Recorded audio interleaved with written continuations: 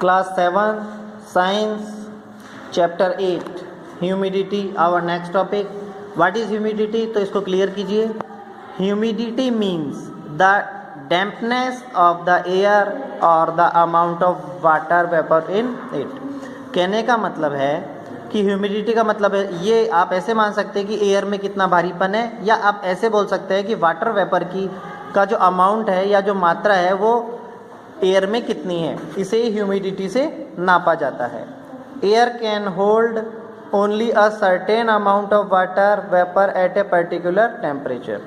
एक particular temperature पे air जो है वो वाटर वेपर को एक सर्टेन अमाउंट में ही सौंप सकती है, होल्ड कर सकती है. When this amount of water is present in it, अगर ये amount of water इसमें है, the air is said to be saturated. तो air को क्या बोला जाएगा?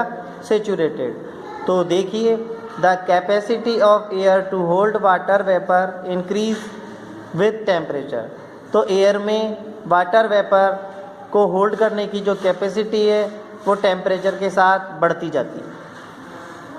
You may have noticed that newspaper weather report should show humidity as a percentage. आपने देखा होगा कि न्यूज़ रिपोर्टर या जो टीवी चैनल्स पे जो न्यूज़ या वेदर रिपोर्ट दिखाई जाती है उसमें ह्यूमिडिटी को परसेंटेज पे शो किया जाता है.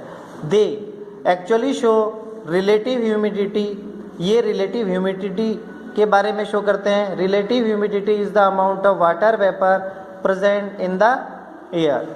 तो रिलेटिव ह्यूमिडिटी का मीन्स वही है कि वाटर वेपर का अमाउंट जो है वो एयर में कितना है. Air express as a percentage of a maximum amount of water vapour. तो एयर में कितना परसेंट वाटर वेपर का अमाउंट आ सकता है. It can hold at that temperature. तो वो टेम्परेचर पे डिपेंड करता है कि वो कितना होल्ड कर सकती है. When it is close to 100, जब ये 100 के पास रहती है, the air is close to being saturated with water vapour. तो एयर जो है वो काफ़ी ज़्यादा उसमें कंटेन होता है water vapour. The relative humidity of the air does not remain constant over the day. पूरे दिन एयर में वाटर वेपर का जो अमाउंट है वो सेम नहीं रहता है. It changes with temperature. ये टेम्परेचर के इंक्रीज और डिक्रीज के साथ कम और ज़्यादा होता रहता है. That is why newspaper show two figure. इसलिए न्यूज़पेपर हमेशा टू मेज़र आपको शो करते हैं, maximum relative humidity and minimum relative humidity. Was there any mention of rainfall और क्लाउड ऑन दोज डे. तो ये मेंशन भी होता है कि जो रेनफॉल हुआ है तो उस दिन कैसे क्लाउड्स थे.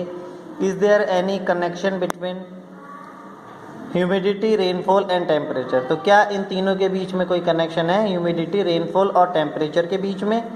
Would you say that the temperature in your town या city has been far above below the average for that time of the year.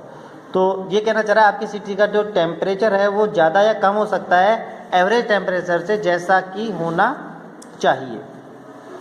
Rain and snow, one of the thing that determine the changes of rainfall is the humidity of the air. तो rain या snow जो है अगर वो ये determine कर सकती है रेनफॉल के बदलाव में कि उसमें एयर में कितनी एयर की ह्यूमिडिटी को ये रेनफॉल के थ्रू बदल सकती है. When the air is close to being saturated, जब ये एयर जो है सेचुरेटेड के आसपास होती है, and the temperature suddenly fall, तो टेम्परेचर बहुत तेज़ी से गिर जाता है. Some of the water vapour in the air condense, इनमें से कुछ वाटर वेपर कंडेंस हो जाती है.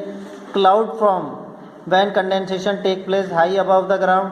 जब ग्राउंड से बहुत ज़्यादा ऊंचाई पर कंडेंसेशन होने लगता है तो क्लाउड्स बनने लगते हैं. And when the droplets join together rain become heavy. तो जब ये ड्रॉपलेट एक दूसरे से जुड़ती है तो काफ़ी भारी हो जाती है. Then they come down as rainfall. तो ये भारी होने के बाद नीचे गिरने लगती है, जो कि एज ए रेनफॉल हमें फील होती है. When the temperature is very low, जब टेम्परेचर काफ़ी कम हो, the droplet in a cloud freeze into crystals. तो ये छोटे छोटे बर्फ़ के या आइस के क्रिस्टल्स में जम जाती है. Melt as they come down, जैसे जैसे नीचे आती है गलने लगती है.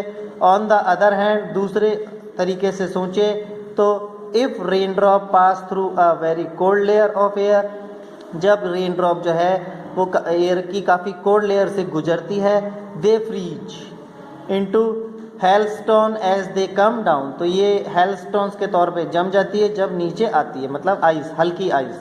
इन विंटर, सर्दियों में, when the temperature fall after sunset, sunset के बाद अगर टेम्परेचर डाउन होता है सर्दियों में, then water vapour condense near the ground, तो वाटर वेपर जो है वो ग्राउंड के जस्ट पास ही कंडेंस होने लग जाती है।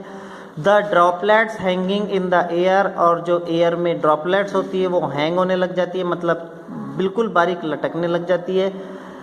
From what we call fog, जिसे ही हम फॉग बोलते हैं, जिसे आप कोहरा बोलते हैं। तो सर्दियों में आप देखते होंगे आपको आपके घर के आसपास ही कोहरा दिखाई देने लगता है, तो वो इसी कारण